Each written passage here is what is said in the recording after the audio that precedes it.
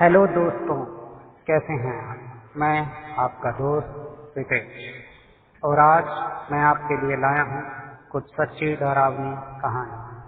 तो अगर आप भी डरावनी कहानियों के शौकीन हैं तो मेरे चैनल को अभी सब्सक्राइब करें, क्योंकि मैं आगे भी आपके लिए ऐसी डरावनी कहानियाँ लाता रहूँगा। तो अपने अपने हेडफोन लगाएं और खो जाएं खौफ की दुनिया में।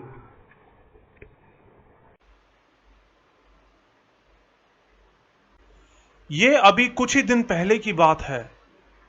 मेरे साथ काम करने वाले मेरे एक दोस्त ने बताया कि वो अपनी फैमिली के साथ एक कैंपिंग ट्रिप पर जा रहा है, एक बहुत बड़े जंगल में। उसने मुझसे भी साथ आने के लिए पूछा। मुझे भी घूमने फिरने, खासकर नदी किनारे कैंपिंग करना बहुत पसंद है। इसलिए मैंने उसे कहा कि मैं साथ तो चल पड़ूंगा, लेकिन रात में रुक नहीं पाऊंगा, क्योंकि सुबह मुझे कुछ जरूरी काम है। तो फिर हमने प्लान बनाया और उस दिन सुबह जंगल के बाहर पार्किंग एरिया में इकट्ठा हुए। जिस जगह उनको कैंप लगाना था उसका रास्ता पार्किंग से ही सीधा जाता था, लेकिन वो जगह थोड़ी दूर थी और हमारे पास सामान भी बहुत था, इसलिए वहां जाने के लिए कार ले जाना जरूरी था। तो मेरा दोस्त अपनी जीप में कैंपिंग का सारा सामान वहां ले गया और हम पीछे पीछे पैदल ही वहां जाने लगे। वो दिन बहुत सुहावना था और जंगल के बीच में से पैदल पैदल जाते हुए हम बहुत रिलैक्स फील कर रहे थे। मेरे साथ उसकी वाइफ और उसका छोटा भतीजा भी था। जाते जाते मेरी उस बच्चे से अच्छी दोस्ती हो गई थी। कैंप पहुंचकर हम सब ने, खासकर हम दोनों ने, खूब मस्ती की। धीरे धीरे दिन भी ढलने लगा था। उस वक्त हम घूमते घूमते अपने कैंप से काफी दूर आ चुके थे और वापस जा रहे थे। वापस जाते हुए मस्ती में मैं और मेरे दोस्त का भतीजा, हम दोनों रेस लगाने लगे। मैं जानबूझकर धीरे भाग रहा था जिससे कि वो जीत जाए। भागते भागते वो मुझसे काफी आगे निकल गया था। मैंने उसको आवाज भी लगाई कि ज्यादा दूर मत जाना, हमारी नजरों के सामने ही रहना, लेकिन वो हंसता हुआ आगे ही भागे जा रहा था। फिर करीब 1 मिनट बाद वो पीछे भागता हुआ हमारी तरफ आया। वो डर के मारे चीख रहा था।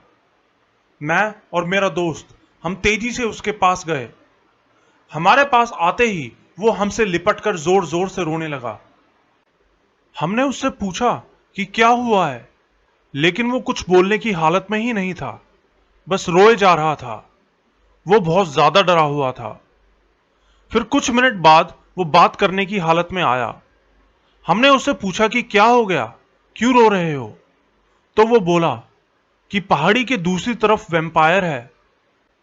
उसकी ये बात सुन के हम तीनों एक दूसरे की तरफ देखने लगे और मुश्किल से अपनी हंसी रोकने की कोशिश करने लगे। बच्चे का डर दूर करने के लिए हम उसके साथ पहाड़ी के दूसरी तरफ भी गए, लेकिन वहां हमें वैम्पायर जैसा कुछ नहीं दिखा।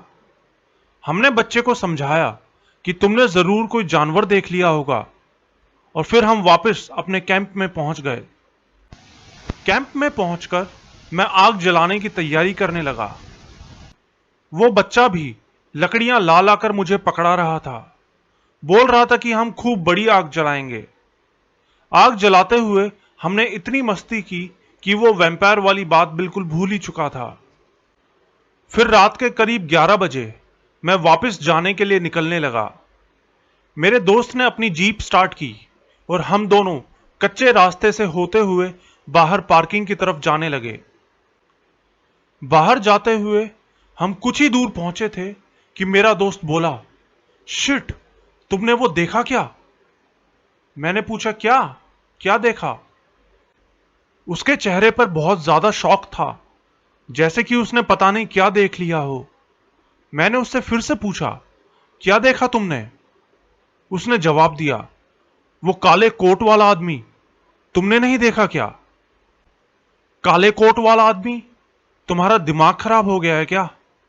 इस घने जंगल में इतनी रात में कौन काले कोट वाला आदमी आएगा? मेरी बात सुनकर उसने वहीं जीप रोक ली और वापस उसी जगह ले जाने लगा जहां उसको वो आदमी दिखा था। वो मुझे बस यकीन दिलाना चाहता था कि वो झूठ नहीं बोल रहा था, लेकिन वहां हमें कोई आदमी खड़ा नहीं दिखा। मैंने उससे कहा कि जरूर अंधेरे में तुम्हें कोई वहम हुआ होगा।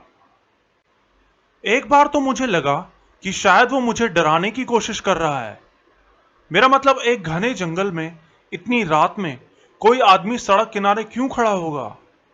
लेकिन उसके चेहरे के एक्सप्रेशंस बता रहे थे कि वो मजाक नहीं कर रहा था। उसने जरूर कुछ देखा था। लेकिन वहां कई देर खड़े रहने के बावजूद हमें कुछ दिखाई नहीं दिया और वापस हम पार्किंग एरिया की तरफ जाने लगे। लेकिन इस बार वो बहुत धीरे धीरे ड्राइव कर रहा था और बार बार चारों तरफ देखे जा रहा था। और तभी उसने एक झटके से कार की ब्रेक लगाई और धीरे से बोला, देखो उस तरफ देखो, जल्दी। मैंने उस तरफ देखा तो देखा कि थोड़ी दूर पेड़ों के बीच में एक आदमी खड़ा है, एक अजीब सा पुराने विक्टोरियन स्टाइल का केप पहने हुए।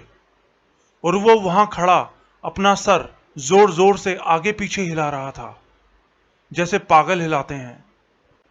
और उसी वक्त उसकी नजर हम पर पड़ी और वो कुछ सेकंड्स वहीं खड़ा हमारी तरफ घूरता रहा।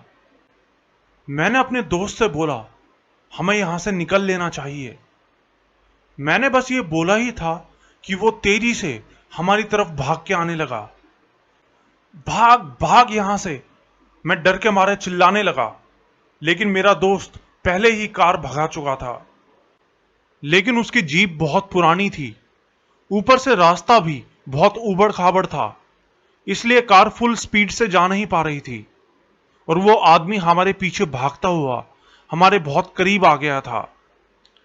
मेरा दोस्त जीप चलाते हुए बार बार पीछे देखे जा रहा था कि अचानक से वो आदमी दिखाई देना बंद हो गया। मेरे दोस्त ने चिल्ला के मुझसे पूछा कि वो कमीना कहां गया। मैंने भी पलट के देखा तो पीछे कोई नहीं था। मैंने चैन की सांस ली और मैंने जैसे ही अपना चेहरा आगे किया तो एक बार के लिए तो मुझे हार्ट अटैक ही आने वाला था। मैंने देखा कि वो आदमी मेरे दोस्त की तरफ वाली खिड़की के साथ साथ ही भाग रहा था और भागते हुए वो हमारी तरफ देख रहा था। तब तक पक्की सड़क आ चुकी थी और मेरे दोस्त ने वहां फुल स्पीड में कार दौड़ा दी। मेरे दोस्त ने बाद में मुझे बताया कि उस वक्त वो 60 की स्पीड पे कार भगा रहा था, लेकिन वो आदमी फिर भी कार के साथ साथ ही दौड़ रहा था। और फिर भागते भागते वो अचानक रुक गया और वहीं खड़ा हमें जाते हुए देखने लगा। सच बताऊं तो मुझे अभी तक नहीं पता कि वो सब क्या था। मेरा मतलब, कैसे कोई आदमी कार की स्पीड से भाग सकता है। शायद उस पल हम इतना डर गए थे कि हम कुछ सोच समझ ही नहीं पा रहे थे।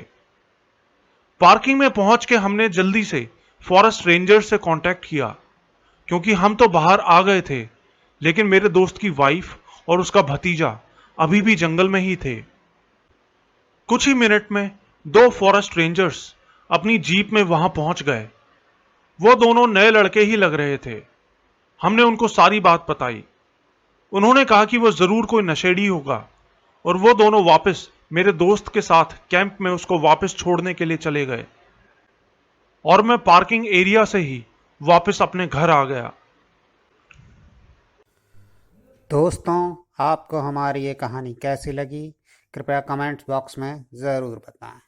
और अगर आप भी हमें अपनी कोई कहानी भेजना चाहते हैं तो डिस्क्रिप्शन बॉक्स में हमारा व्हाट्सएप और टेलीग्राम का लिंक है, जिस पर आप हमें अपनी कहानी भेज सकते हैं।